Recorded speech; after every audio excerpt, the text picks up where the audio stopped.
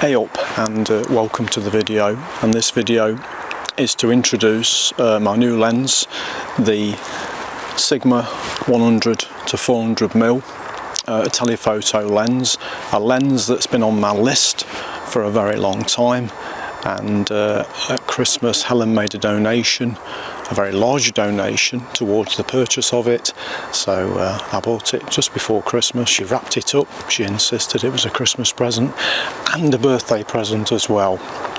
So the first thing I did with this lens was do what I call a studio test. So we did a shot in the kitchen, not in the studio, with a light, and some of the reviews I've watched on this lens have told me the sweet spot is f8, but I wanted to find out myself. So I took this shot here, and this was at f8, and indeed the sweet spot is f8, and the lens, as we can see, was focusing very nicely. Now, when I put a new lens on a camera, I kind of see it as a marriage, and in a marriage we've got to have compatibility, and the compatibility of this lens is down to the manufacturers, but it's also down to the photographer as well. We've got to get the settings right to get the very best out of this lens. So I've gone through a testing period. Went out Boxing Day, met up with Eddie Skelson on top of Higator, and my God, it was windy. It was like this. And I thought, this is the wrong morning to come out to test a telephoto lens, but it was actually the right morning because the wind was buffeting. It really was buffeting, and it was really testing to try and hold that lens steady in the wind. Now, my normal settings on the Nikon D850, I'm normally in aperture priority because that's what I prefer, and when I wake the camera up, it's on ISO 64, f11, because most landscape shots are took at f11 to f16, and ISO is auto. And I use those settings depending if there's anything moving in the scene. If I'm doing water and waterfalls, then I'll go for specific shutter speeds, but otherwise I stay in aperture priority. For this lens, we need to work a little bit different. So that first test on Higator was about handheld, and I didn't vlog it because the wind was too much, and I wanted to concentrate on that handheld situation. So handheld, I chose 500th of a second. I went auto, ISO and f8 sweet spot, and I was in manual mode, which I don't often use, but this lens at 400mm has a bit of movement like a 400mm lens would, and if you put it onto a high resolution sensor, as we've got with the Nikon D850, we need to be very careful with the shutter speeds, and I learnt this the hard way. When I went from the Nikon D700 to the D810, I rushed out, took a load of shots, and I'd not accounted for the high resolution on the Nikon D810 and the fact that it needed some careful shutter speed selection, and I was very disappointed with the results initially. I thought, God, it's terrible this, but it wasn't, it was user error. So now I've got this lens, I'm going through the motions of testing, and I did get a few keepers on there, but I did have to push that shutter speed up higher to get everything perfectly still.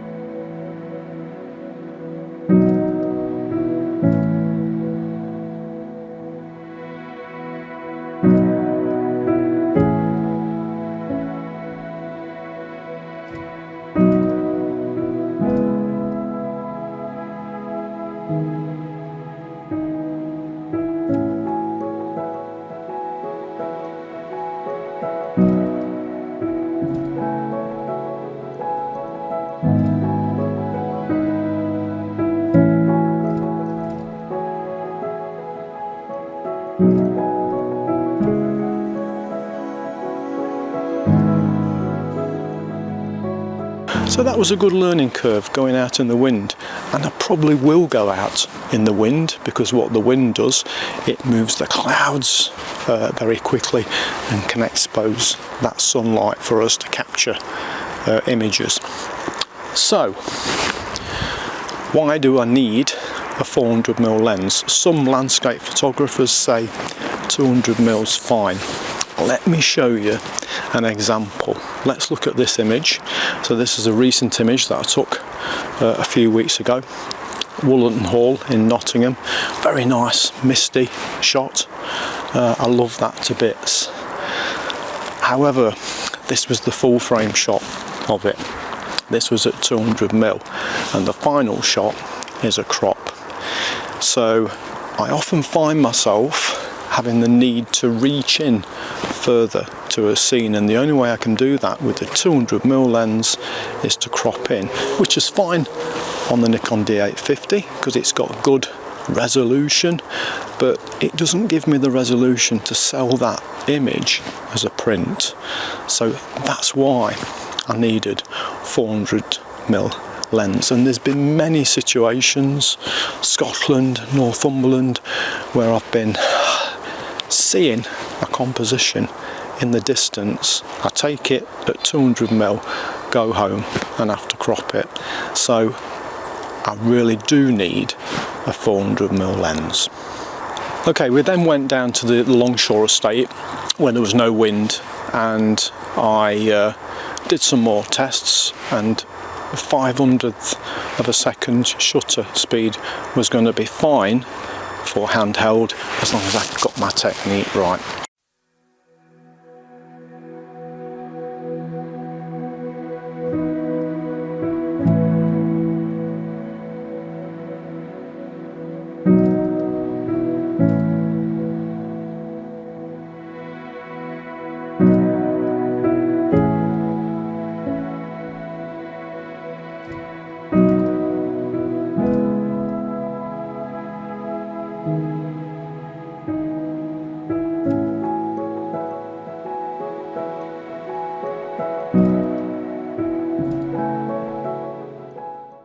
I then put it on tripod, and yeah, this lens is probably designed more for handheld because it doesn't come with a tripod collar.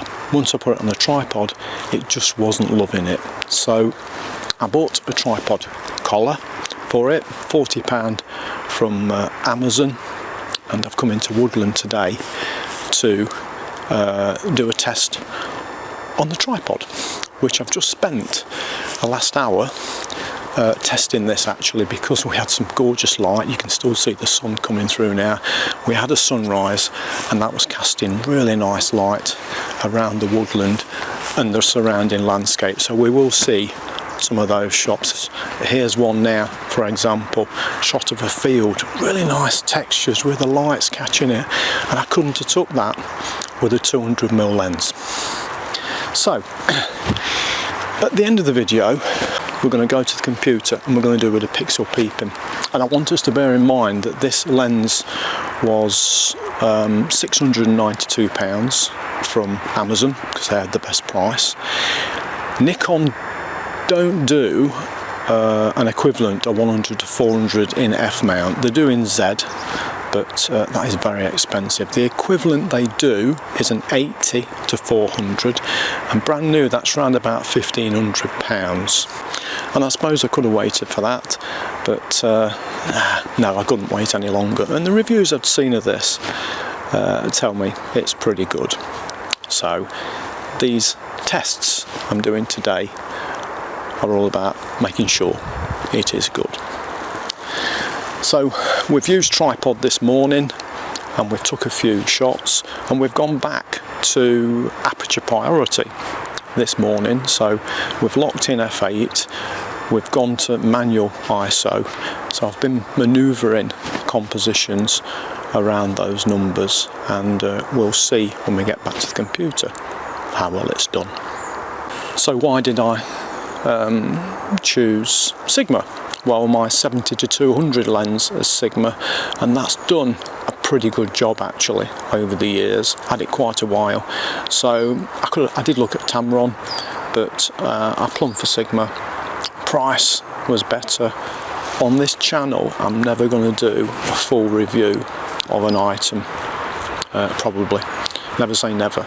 But what I am going to show you on this channel is user experience, because there's nothing like user experience of a piece of kit. You can watch all the reviews, and I've watched hundreds of reviews, and to be honest, what the reviews do, they tell you how many lens elements is in here. Now, I don't go into a shop and say, can I have a lens with 21 lens elements? Right, all I want to know if it's sharp. Right now, we're going to go and find a composition I can talk you through, and I want to use some of the light. I've had to come into the woodland because there's lots of people walking around. It's New Year's Day today, so I thought it'd be quiet, and how wrong I was. So, light's gone again. So let's see if we can find a composition. And while we do, we'll just look at some of the images that I've took this morning, and I'll put the settings up because I found that put this lens on a tripod collar, put it on a sturdy, so I'm using my Benro tripod today, in conjunction with the D850, it's given me some nice images this morning. So while I'm looking for a composition, let's look at some of these images.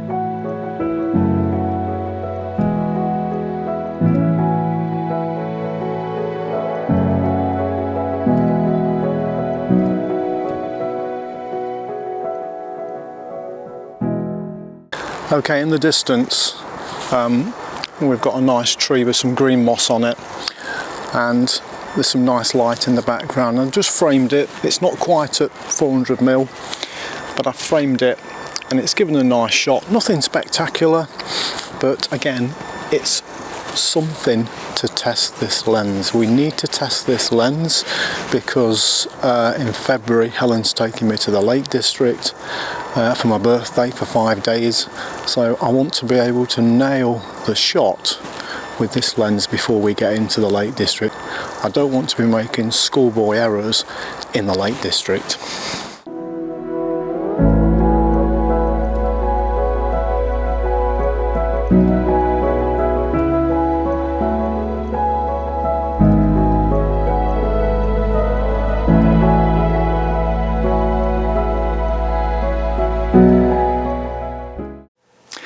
Okay, let's summarise that experience of using that combo of the lens and the camera.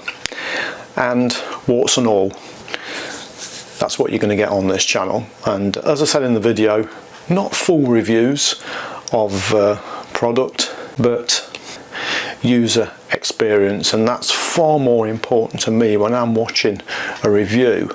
I really like the ones that show you user experience. So let's go back to Higator, and I'd planned to use 1/500th of a second for handheld, and there was lots of fails at that shutter speed because of the wind. So as you can see in the images, I did have to go to 1/800th of a second.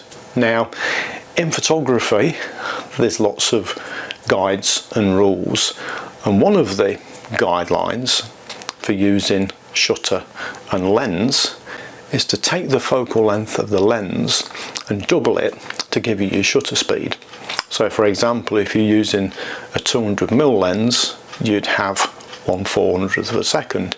If you're using a 400mm lens, you'd use 1/800th of a second. So in this instance, that guideline did work. And handheld, that would be my go-to settings for this combination. 1/800th of a second, f8, sweet spot, and auto ISO. Now I'd planned pretty much to use this lens more handheld, and I've changed my mind having done all this practicing, etc. So now I'm really going to be using it more on the tripod.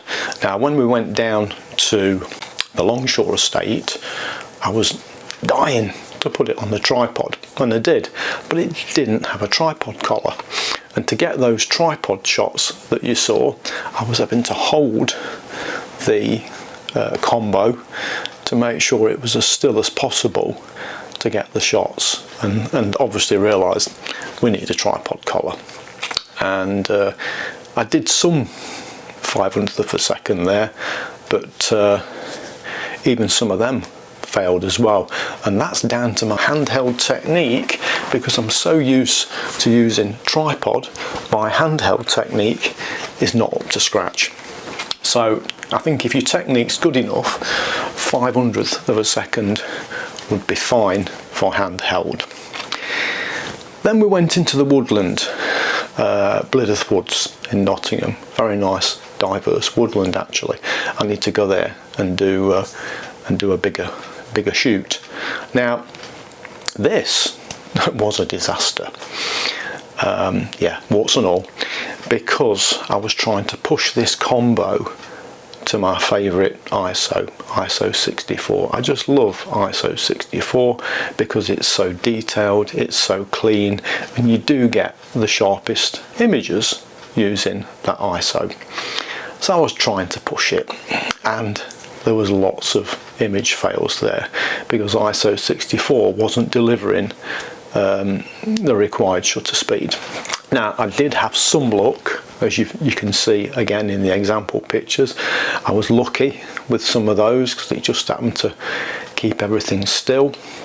And something else I'd not taken into account there was the fact that the ground was very mushy, so that tripod was not as stable as it needed to be. Some shots I took on the path. Well, I say path, it was a dried, muddy path. So I got away with this one at half a second because the ground was a lot firmer. So for tripod use, I think I'm not going to try aperture priority. It's just not going to be workable. And probably for insurance purposes, I'm going to go to 1/500th of a second on the tripod, f8, and again auto ISO for now. I may tweak those over time as I get more experienced with this lens. One danger with this combo is that you start to use this an awful lot, and I don't want to do that, because when I'm out looking at compositions, I want to be able to look at the scene and understand how best I can capture it, and it won't always be with this lens, and I don't want it to be, because I think it's not going to help my photography to let this lens dominate the photography. As I was walking back to the car, I came across this scene, and I could not take it with this lens. I couldn't get wide enough. So fortunately for me, I had my 24-70 with me, and I got the shot with this, and that was a really good example of how you can't always use this lens. You need that variety of lenses at 24-70. Superb walkabout lens. So, killer combo, absolutely a killer combo. Let's go back to that studio shot that I took in the kitchen of the £20 note. I had to borrow that off Helen. Let's look at this, let's pixel peep this and just see how sharp this lens is, and it's absolutely super sharp. Look at this detail as we zoom in at 100%. Absolutely bonkers sharpness. If anything, this lens is underpriced. you could probably pay more for this quality. So I'm over the moon with this, absolutely over the moon, and can't wait to get back out to use it. Again, this is not a full review, so I've not talked about the settings on the side here. Only one thing I will say, I turned off the optical stabilization because I didn't feel it was doing much to the images. So at the moment I'm using that in the off position. Now you might wonder, or you might see, what's this little piece of paper stuck onto the lens? Well, it's protecting the lens at the moment because the tripod collar actually catches part of the lens and it's going to scratch it, or it's going to damage it, this particular tripod collar. So to protect it, I've put a little piece of paper underneath for now, and we'll get something a bit that looks a bit more professional. We'll get a little bit of, I don't know, a little bit of material under there to protect it. Yeah, an amazing combination of kit, which once I've really mastered the settings, should give me some amazing shots. We'll see. And of course Helen asks the usual question when I buy some new kit: is this going to improve your photography?